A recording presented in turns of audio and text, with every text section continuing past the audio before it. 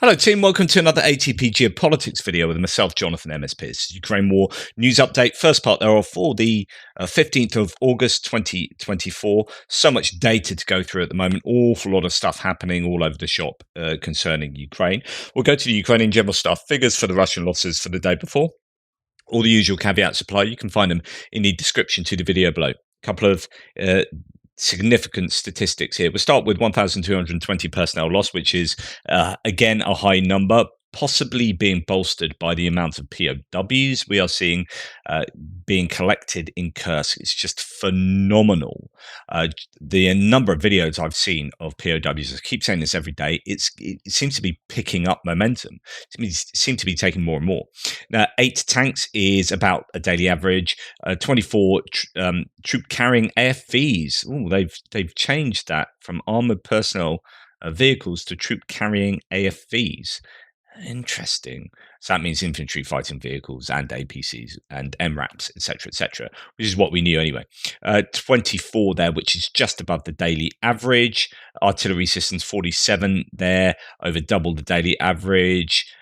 Almost 3 times, and 3 multiple launch rocket systems, 1 anti-aircraft warfare system, and importantly, 1 aircraft. And we'll talk about that in a second. 65 vehicles and fuel tanks also lost by the Russians. So some significant numbers there. 1 aircraft is going to obviously hurt. In fact, you can probably add another one to that now. I think that's probably the Su-34. There's just been a crash of a Tu-22 bomber in Kursk. But again, we'll come to that. This is Andrew Perpetua's loss list. About parity there in terms of just raw numbers. Remember, we'd expect Ukraine to have higher numbers considering they are mounting a massive attack up in Kursk region. Okay, for the Ukrainian losses, we've got an electronic warfare station, howitzer SPG. Right, okay, onto the IFVs. 3 damaged Bradleys. No destroyed. That's good news for the IFVs, but the APCs, they are losing quite a few APCs. This is what you'd expect given, as I've mentioned, the activities up in Kursk. So Senators been captured, 2 Senators abandoned, got a Humvee, a Titan DS, don't even know what a Titan DS is, another couple of Senators destroyed there. So 2 Senators destroyed, 2 abandoned. They're obviously using and losing a lot of Senators at the moment. MRAPs, 3 Kozak 7s have been abandoned, and a couple of other ones, a Cougar H and a Kozak 7, destroyed. So they are, losing quite a few AFVs, armored fighting vehicles, and APCs and whatnot. As you can see here, and that's what you would expect given the activities they are taking part in. The Russians have lost a Castor radar here, 39 NX Castor 2E2. I'm fairly sure that's going to be an expensive piece of kit damaged from Gimlers. That might be the one we saw the other day, was it? I was talking about how it didn't do a direct hit because of the tungsten fragmentation warhead. It's probably not in a good way. Well, that looks like the situation. That radar loss looks like that one. Then we have a lost Brem-1 recovery vehicle destroyed, a bunch of artillery pieces, including a BM-21 multiple launch rocket system, a 240mm self-propelled mortar, and some other pieces of kit. Go on to the tanks, a couple of track guard and sheds, those kind of Mad Max boxes on tracks that they're using a lot at the moment, T-80 BVM. A number of infantry fighting vehicles destroyed, and APCs captured, abandoned, and destroyed MTLBs there. One of those tanks, T-80 BVM, was captured. There's been a captured T-90 and a T-80 BVM up in Kursk. T-90 is being used to attack the Russians, so they've turned that T-90 around on the Russians. A number of civilian vehicles destroyed and a couple of ATVs there. Now, in terms of combat losses, let's have a look. I think the combat losses are broadly similar. Yeah, I'd say 1 for 1 pretty much. So again, go back to that. That's what you would expect with such a huge attack by the Ukrainians. Now, I have to say the number, as mentioned, I've already said it. I say it every day at the moment, the number of POWs the Russians are losing to the Ukrainians is huge. So Tendal says, mass surrender of Russian troops in Kursk region, more than 100 Russians are going into captivity. Ukrainian forces obviously punching deeper into Russia. There's evidence of that there. Then there's also, actually, I meant to do this one first, or at least 42 conscripts have gone missing in the Kursk region since the border was breached, as according, I think, to Astra. Relatives of Russian conscripts continue to search for relatives who disappeared after the penetration of Ukrainian armed forces into Kursk, according to publications on social networks. Among the missing conscripts whose identities have been confirmed by Astra are residents of Moscow, Rostov-on-Don, Novosibirsk, Koma, Abakan, Lipetsk, Buryatia, and other regions of Russia. But then going back to the POWs, 102 POWs from Russia's 488th Guards Motorized Rifle Regiment and the Chechen unit Akhmat were taken by Ukraine's Special Forces SBU Special Operations Team A. I will not be surprised, says Ilya Ponomarenko, the former Kiev Independent journalist with the Kremlin, in some form reintroduces a sadly remembered not a step back order prohibiting its service members from surrendering under any circumstances, because this is getting pretty surreal now. Wow, I mean, he's saying it how it is there, that just these huge numbers of POWs, and as mentioned, if they are conscripts predominantly, then they have got, I would assume, less interest in going headlong into a firefight, and they're also less likely uh, to think that they're going to be shot by barrier troops, or more important, or more um, accurately in this area, because I don't think barrier troops are operating in Kursk, they are less likely to think, these conscripts, that the Ukrainians are going to torture them to death. Now, speaking of which, here is this story of he's not under duress, he's an injured POW, Russian POW, who is interviewed and seems to give a very frank interview here to the Ukrainians. Quote, "I can only say thank you for saving my life." Anton Gerashenko reports a captured Russian conscript who blew himself up with a grenade in order not to surrender. So this is a conscript who was a victim to this brainwashing about, it's better to kill yourself rather than to surrender because you will be tortured to death. So anyway, he tried to blow himself up with a grenade in order not to surrender. He's confirmed that in Russia, soldiers are programmed to commit suicide, being told about the long and painful torture in captivity. Fyodor, conscript from St. Petersburg, told a Union journalist how he blew himself up together with a comrade when the armed forces of Ukraine approached his position in Russia's Kursk region. Quote, "I took out a grenade. His comrade said, 'Let's do it.' We hugged each other, threw it on the ground, and said some warm words to each other. The comrade also had a leg wound. At that point, I had already realized 3 times that I was closer to death. We were afraid to surrender. We didn't know what would happen here. We were afraid that there would be a long and painful torture. But considering how it is in reality now, I can only say thank you for saving my life and curing me," he said. According to Fyodor, he was given first aid by Ukrainian military. They shared water and cigarettes with the prisoners and brought medicine to the wounded from other dugouts. So this is the way it appears, and I don't think this is just psyops or PR or whatever. I mean, there's an element of PR here, right, of course, but I think this is trying to put out to the Russians, to get this message to the Russians that you are not going to be tortured to death if you are captured. There are so many people captured, and I'm sure they'll be trying to get some information, but information is generally defunct after a few days anyway, so it's just not really worth it. Anyway, evacuation, just on that point, here's a video of an evacuation of a seriously wounded Russian POW being piggybacked by a Ukrainian soldier in the Kursk region, taking this chap back. Interestingly, the Ukrainian soldiers in shorts there. It's obviously pretty darned hot. But yeah, so I've said that conscripts are less likely to be sucked in by that Russian propaganda, but it does seem to have hit home. And I was only speculating; it could be but they are surrendering en masse, or in much larger figures. There are just so many videos. There are reports saying more Russian servicemen caught in the Kursk region. I can imagine AFU struggling to arrange logistics for all these men captured nowadays, which we have heard is true. Ukraine and Russia are starting negotiations on a prisoner exchange in the Kursk region, according to the Financial Times. Additionally, an analyst mentioned that over 2,000 Russian soldiers have surrendered since the beginning of the operation in Kursk. It appears that at least 100 a day are surrendering. So this is great, because the Ukrainians are talking about doing an all-for-all prisoner swap at the moment. This is what's being discussed presently. Just again, look at these just fields of people. Ukrainian media outlet TSN managed to record more footage of a large group of Russian servicemen who were captured recently. Of course, there is the issue that you could be seeing the same troops in different situations, so watch out for that. But there's no doubt that a large number of prisoners are being taken in Kursk compared to other areas of the front line. And if they get an all for all, that's going to be good for the Ukrainians. Obviously, you could argue good for the Russians too.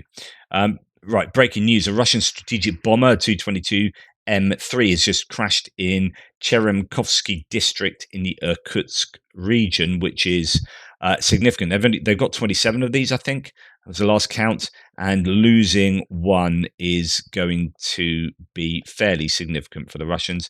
Large scale explosion of that plane as it came down. Now, the report is, well, the Russian MOD have acknowledged this, they confirmed the crash, and they said that the crew lived, that they ejected. I have no idea whether that's true or not. So we have definitely seen the loss of a 222 bomber in Irkutsk. Lots of footage of that.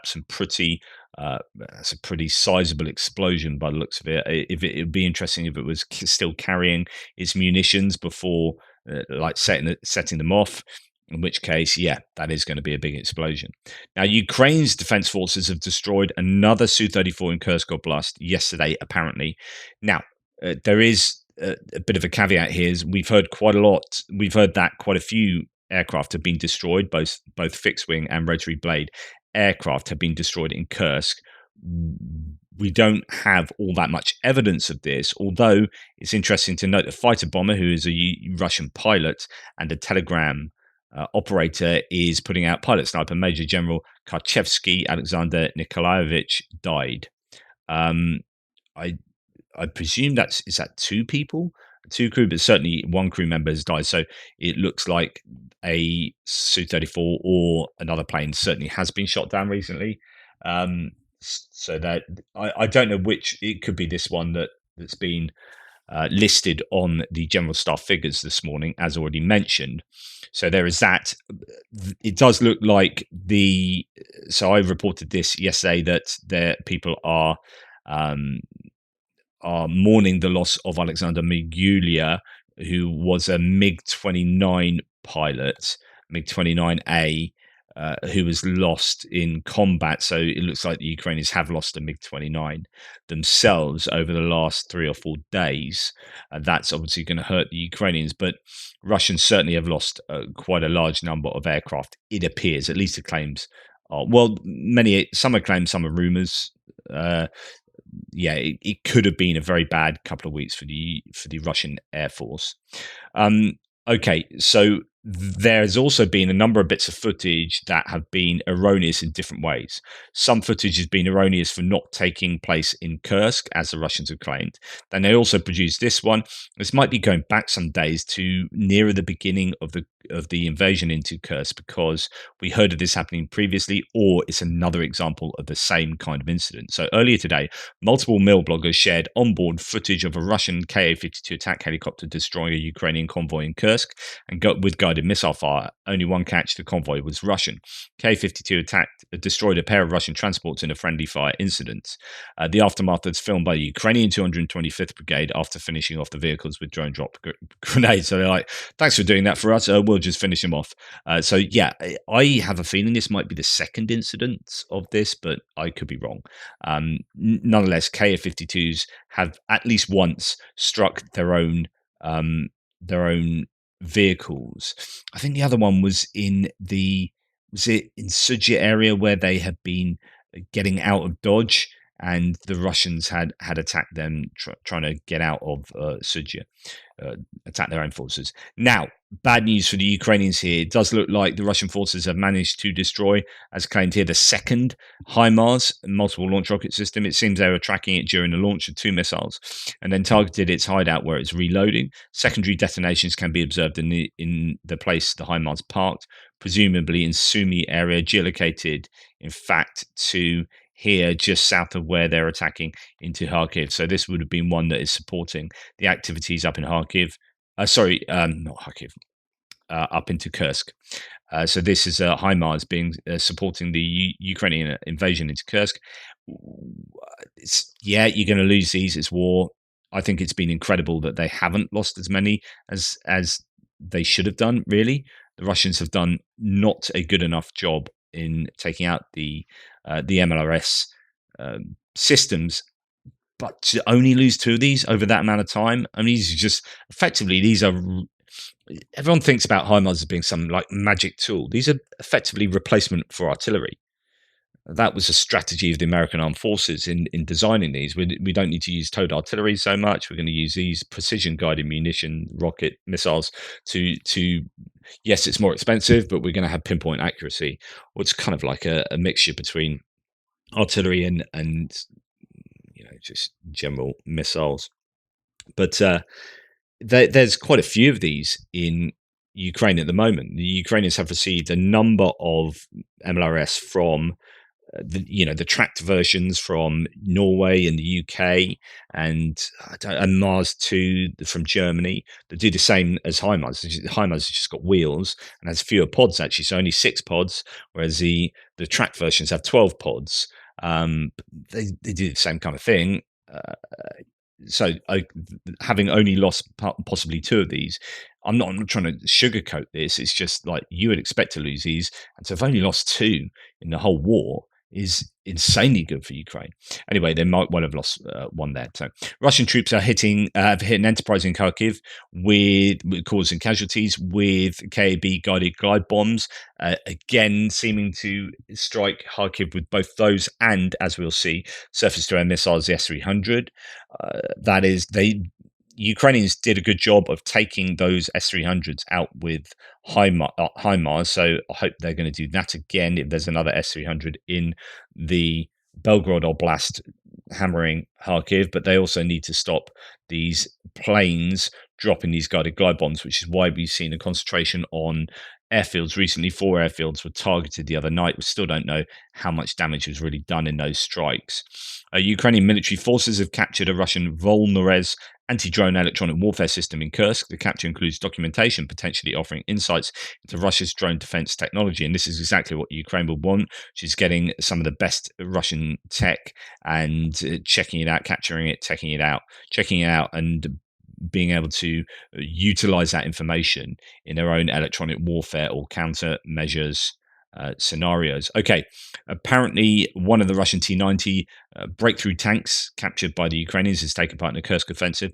As I mentioned previously, that's Status 6 reporting that. And we have some incidents of Russia on fire. So in Moscow region, the factory in which makes agricultural machinery is burning.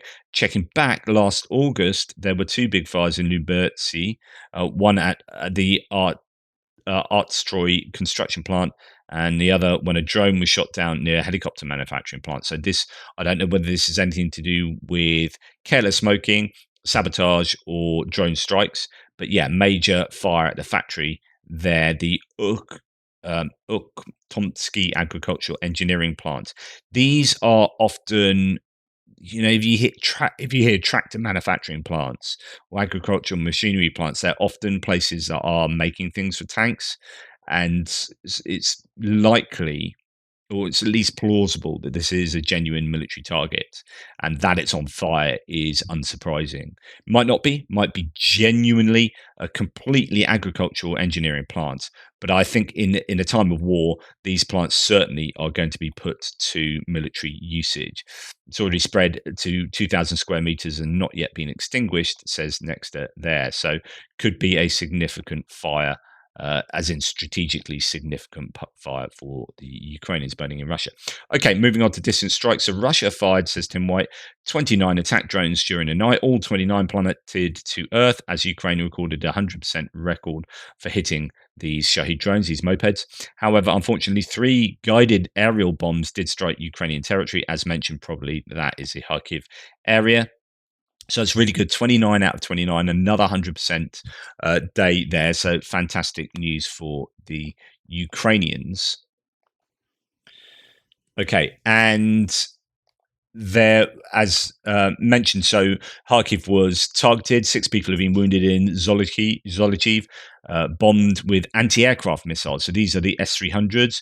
I would have thought damaging this area. I don't know if that's a military target. Doesn't look like it, does it? So there you go. I'm not sure quite how accurate these S-300s are in their ground-to-ground mode. It's thought that they are less accurate than they'd ideally be, and that means that you are going to get them being flung across the border into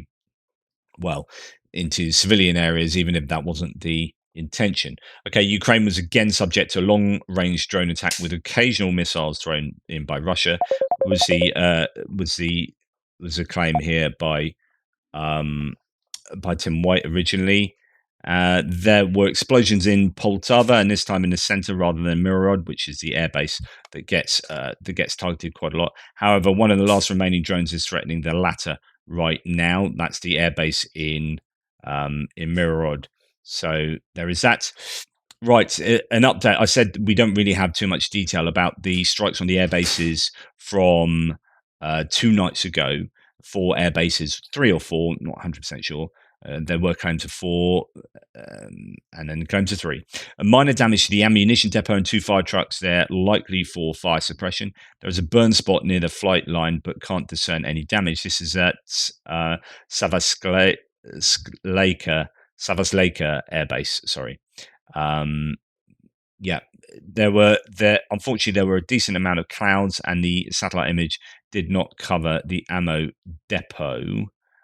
Is the claim, but yeah, some damage done there.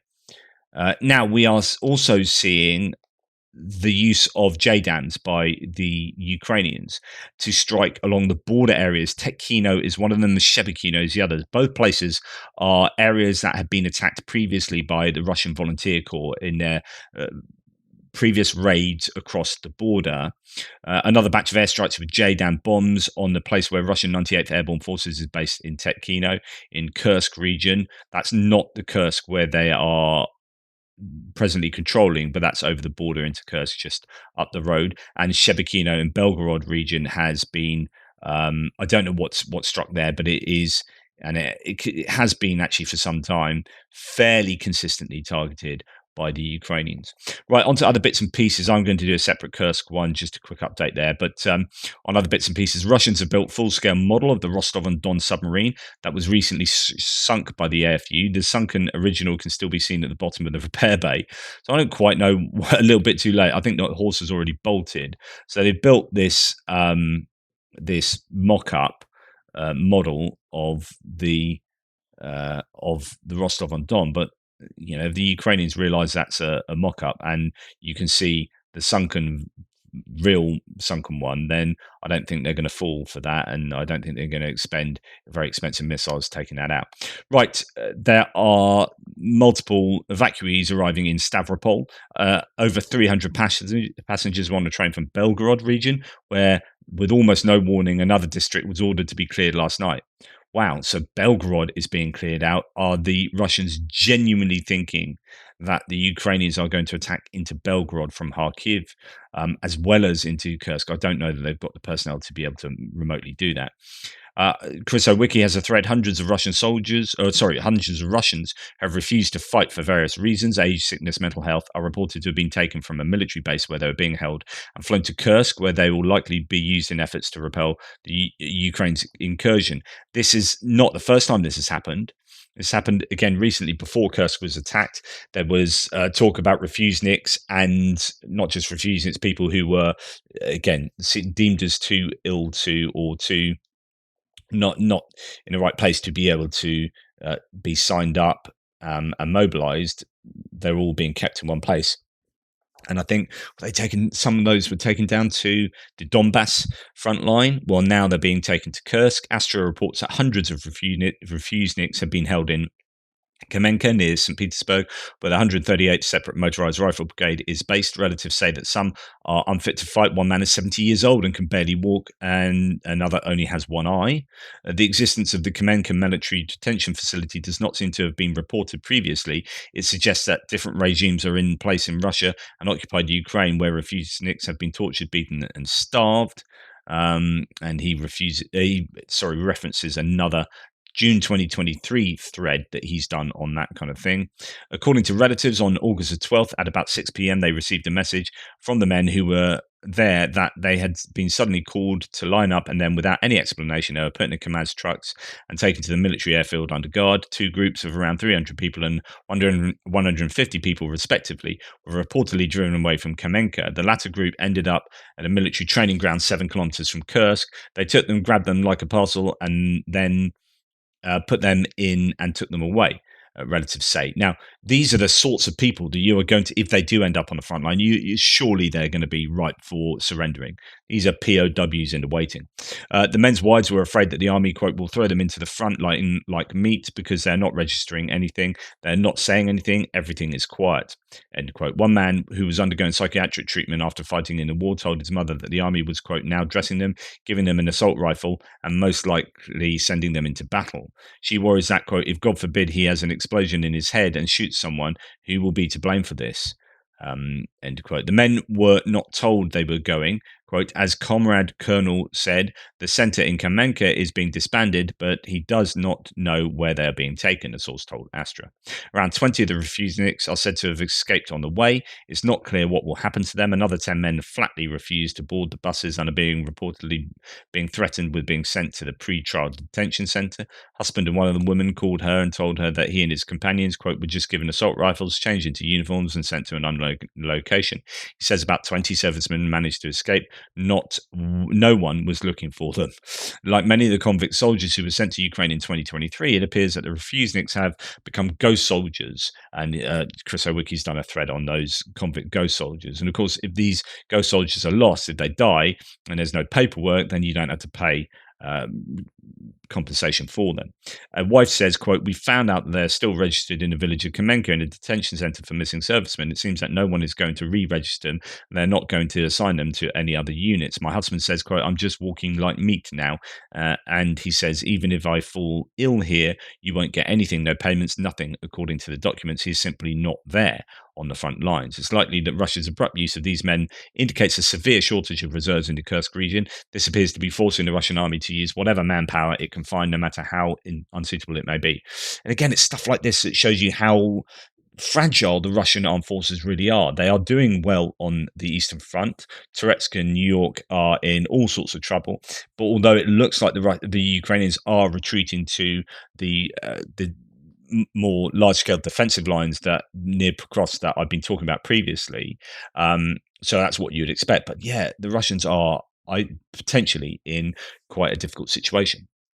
Now, the Russians have jailed a US woman or a woman with a US passport. I think she's dual nationality for 12 years. What for doing? For giving $51 to a Ukrainian charity. It's the Razom charity, I think. Ksenia Karelina, born in Russia, who has gained a US passport in 2021, was convicted of treason. She had returned to visit family when arrested in February. That's just, yeah, heartbreaking that. Russian railways have faced a transport collapse in regions bordering Ukraine and Belarus following the Ukrainian armed forces invasion of Kursk. There are some theories that striking where they have done Sudzha has been very important in terms of disrupting railway logistics for the Russians. It appears that there is an indefinite suspension of traffic from Belarus to Russia. Wow. So, Russian regions hit by railway collapse due to Ukrainian armed forces invasion, reports that one. Due to difficulties with train traffic, Russian railways have stopped accepting trains from Belarus in the direction of Kursk and Smolensk regions. The Belarusian Railway Workers Community reports Russian railways cited the overcrowding of stations with abandoned trains as well as a lack of locomotives and drivers to remove them as a reason for the decision. According to sources, the collapse of traffic was a result of large-scale transfer of troops to the Kursk region, including from remote regions for which almost all available Moscow railway locomotives were used. So actually, it's also, well, it appears not so much the disruption of the physical railway in Kursk, but actually the prioritization of locomotives for reasons of troop movements and possibly evacuations that has caused there to be a lack of locomotives and staff to be able to do the usual traffic. So locomotive shortage strikes again. And you can go and read about that elsewhere. So some sources report the concentration of armed forces is being carried out from virtually all regions, even from fairly remote ones, or those with complicated logistics. Might be a rumor, might be panic. The tense situation with the availability of the required number of locomotives and locomotive crews on Russian railways has been going on for quite a long time. There's been sensitive issues since 2023. The reason is poor quality repairs, lack of spare parts, and people's lack of interest in low paid work. And there you go. That's what happens when you've got a wage increase as a result of labor shortage. But in some jobs, if you're not going to raise those wages, then you're not going to get the staff. It all starts falling apart. As Prune 60 says, if Russian Railways doesn't have any available locomotives, nothing is going to move, period.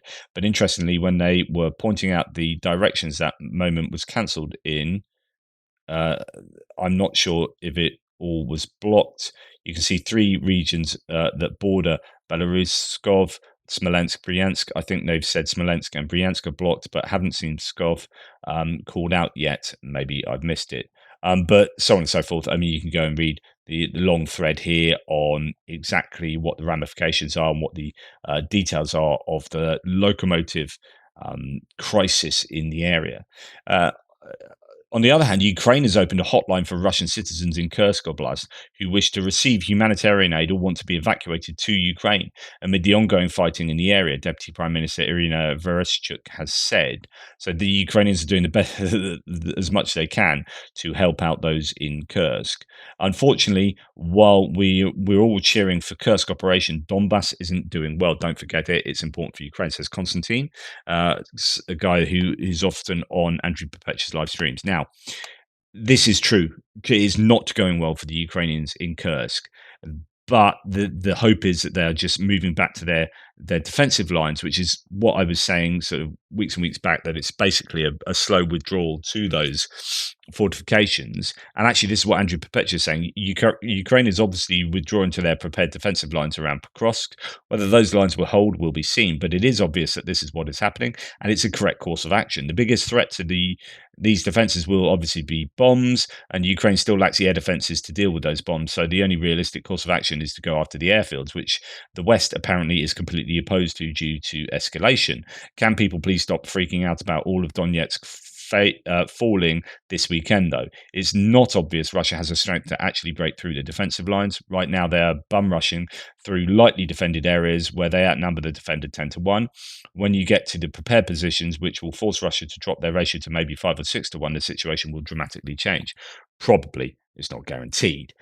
So that I think is a realistic assessment of what's going on there from Andrew. War Translated, Dmitry says Russian Telegram channels report that during the search of abandoned or damaged vehicles of the armed forces of Ukraine, they find backpacks containing the uniforms from various units. So there is this claim of perfidy, which is technically a war crime. It's one of the kind of lesser ones that does happen quite a lot. Special forces do this. It's one of these weird grey areas because spies are allowed to do this, where spies are basically dressing up as the enemy and they go and do espionage. But that is effectively perfidy. But it's one of these. I mean, rules of war are kind of arbitrary. I've talked about this before with regard to chemical warfare. As why is chemical warfare seen as any worse than, like, why is it worse to have your skin like burnt by chemical warfare? That's terrible. It's horrible. I'm not justifying it as being a nice thing, but is it better to have your skin burnt or to have your head blown off by a bomb? Well, I'd rather have my skin burnt and be alive than have my head blown off by a bomb. But yet, bombs are fine, but something that burns your skin is not fine. And so we have to understand, and I don't want to get too philosophical now, it's early in the morning, but rules are constructs that we put together ourselves and we argue about, and then when we have consensus, we put these rules in place. We don't always agree on them, and they don't always lack full rational justification. They don't always have full rational justification. Sometimes they're a bit creaky and fuzzy around the edges, but we just kind of make do with them. And so the idea of like not being allowed to dress up in enemy's clothing is a rule, but it seems that both sides have have done this an awful lot, or to some degree. We've seen evidence of both sides dressing up and then doing military missions. And then, you go back and you watch things like the Dirty Dozen and the Eagle has landed or whatever, and you're cheering on for this. But actually, that's a war crime. As is understood now by the Geneva Convention, as perfidy. So there you go. Ukrainians occupied a new settlement in Kursk by disguising themselves as Russian soldiers, according to one source. And then apparently the Russians are finding hidden Russian uniforms out in the woods and so on and so forth. So I don't know how believable these are, but it wouldn't surprise me. Residents of the village of Olgovka, Karanevsky district, told this Telegram channel that Ukrainian armed forces occupied a village under the guise of the Russian armed forces. The cunning tactics of the DRG looked like this. We came in dressed as Russian military, as reinforcements for protection. The equipment looked like it was captured, and then they put on blue armbands and took control of everyone, the interlocutor said. I don't know how I feel about this, because on the one hand, I think that's quite clever. And on the other hand, it's perfidy. Let me know what you think, guys. Anyway, thanks for watching. Please take care, and I'll speak to you soon as I do hopefully a shorter Kursk update.